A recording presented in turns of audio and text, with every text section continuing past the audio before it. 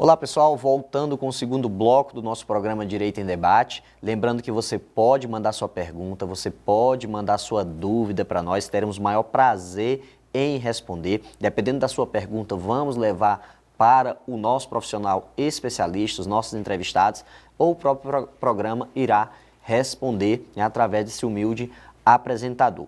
Bom, nosso objetivo é levar você informação de qualidade e para isso nós recebemos o apoio do curso CERES, isso mesmo, o Centro de Estudos Renato Saraiva, tá? Agora apoia o programa Direito em Debate e traz para vocês inúmeras oportunidades, especialmente para estudantes e profissionais de direito de todo o país. Aqui de Imperatriz, de Açailândia, de toda a região tocantina e de todo o país traz oportunidades de melhor se preparar para o exame de ordem e diversos outros concursos na área jurídica. Então tem carreiras jurídicas, tem carreiras policiais, tem preparatórios para a OAB, tem pós-graduação para você que já concluiu o seu curso superior. E lembrando que pós-graduação, independente do curso superior que você fez, você pode fazer uma pós-graduação na área jurídica que queira se aprofundar. Então você que é contador, administrador e queira se aprofundar em algum tema específico, especialidade específica do direito, recomendamos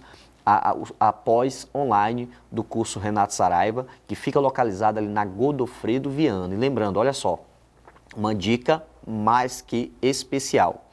No site já tem diversas promoções, tá? Mas uma dica é a seguinte, vá até a sede, tá, do curso e faça pessoalmente a sua inscrição, que você vai conseguir descontos ainda melhores do que o que está no site. Então, estou dando essa dica aí especial para você, estudante profissional da área jurídica, que queira se atualizar, se preparar para os diversos concursos, né, que a nossa área oferece, que são muitos. E você, que é mulher, as salas de estudos coletivos estão com promoção especial para você esse mês, viu? 50% de desconto, isso mesmo, 50% de desconto. Então visite o curso SES, fica ali na Godofredo Viana, tá? Fácil localização, lá você vai se preparar com qualidade, com você onde você estiver.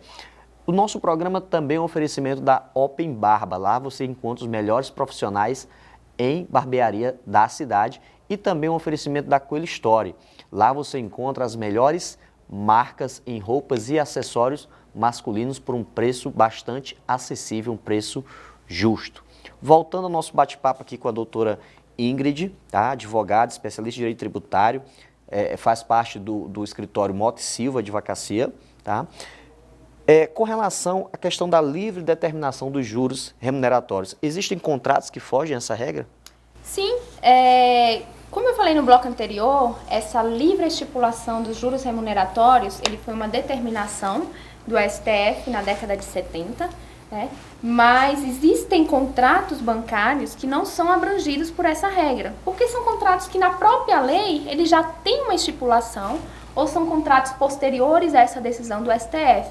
Então, por exemplo, nós temos as cédulas de crédito bancário, rural, comercial, industrial, o próprio sistema financeiro de habitação, né, financiamento de casas, de imóveis, ele tem uma regra própria que foge a essa regra da livre estipulação, o crédito consignado, os contratos de cooperativas de crédito, né? Então, existem algumas regras, alguns contratos que fogem a essa norma geral de livre estipulação. E como eles são regidos, a legislação? Então, existe lei própria, né? Esses contratos que fogem à regra, essas exceções, eles têm ou lei própria ou então eles não são alcançados pela decisão do STF que versava sobre uma lei específica, que era a lei das instituições financeiras.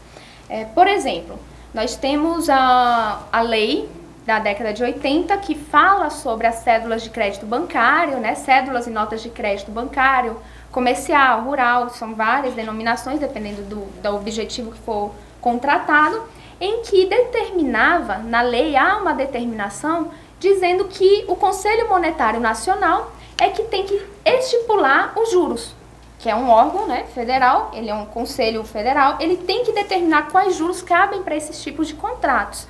Só que até o momento, desde a década de 80, nunca foi estipulado pelo Conselho Monetário Nacional. Então, até o momento, não houve uma determinação de quanto devem ser os juros para esses casos.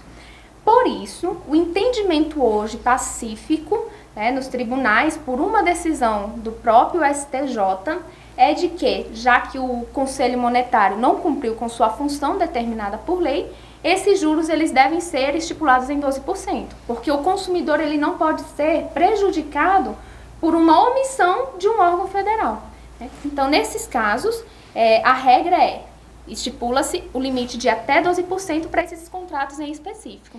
Um grande questionamento dentro da população é sobre as tarifas bancárias, né? Além dos juros, tarifas podem ser consideradas ilegais? Então, Paulo, depende dos tipos de tarifas, né? Foi uma discussão acerca do tema trabalhado no STJ, é recente, se eu não me engano a decisão é de 2018, em que existem tarifas legais e tarifas ilegais. Por exemplo, uma tarifa legal, tarifa de cadastro. Então, se o banco, você chega no banco para abrir uma conta, abrir crédito, tomar crédito, fechar algum contrato, e você precisa criar um cadastro, e isso tem um custo, uma tarifa, o tribunal, a justiça, o judiciário entendeu que isso é legal. Assim como uma tarifa de avaliação de bens, se você vai dar algum bem em garantia, por exemplo, em algum contrato bancário, né?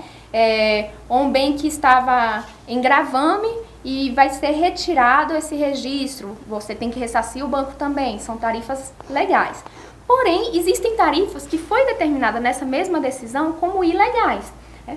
Por exemplo, tarifa de renovação de cadastro é considerado ilegal, né? Você não pode pedir para o cliente para renovar um cadastro, ou seja, só atualizar informações, que ele pague uma tarifa novamente. Da mesma forma que a tarifa de abertura de crédito, que é a chamada TAC, a tarifa de emissão de boleto ou carnê, que é o que viabiliza o pagamento do próprio contrato, é considerado ilegal. Alguns contratos que pedem seguros, por exemplo, se o seguro ele for desproporcional ao valor do contrato, também é considerado ilegal. Então, o consumidor ele tem que estar atento para ver realmente, procurar um especialista se tiver dúvidas, para ver se realmente ele está sendo devidamente ou indevidamente cobrado. Verdade, que esses contratos bancários às vezes são letras pequenas, são textos enormes e às vezes até para profissional exige dele um conhecimento apurado, o consumidor não vai ter nem disposição para ler esse contrato. Em termos difíceis, exatamente, não vai entender. Então leve a um profissional que entenda. Em caso de existir essas tarifas ilegais, certo? Quais são os direitos que o consumidor terá, que surgem para ele em razão disso, dessas cobranças ilegais de tarifa? Ótimo, boa pergunta. Nesse caso, o consumidor, ele pode iniciar, se quiser, por uma via administrativa junto ao próprio banco, tentar ser ressarcido dessas tarifas que já foram pagas, caso ele já pagou, né? Quando não tenha pago, então ele ainda está fechando o contrato, mas ele não quer que esteja incluída essas tarifas ilegais, ele pode pedir que seja retirado. E se o banco ele não atender ao pedido do consumidor, ele pode buscar órgãos de defesa do consumidor, o próprio PROCON, e também advogados para auxiliá-lo a um pedido de ressarcimento pela via judicial, né? Denunciar a atividade ilegal em órgãos de defesa do consumidor e também buscar a via judicial para ser reembolsado dos valores que já foram pagos ou obrigar pela via judicial o banco a retirar essas cobranças ilegais dos contratos. Tá ok.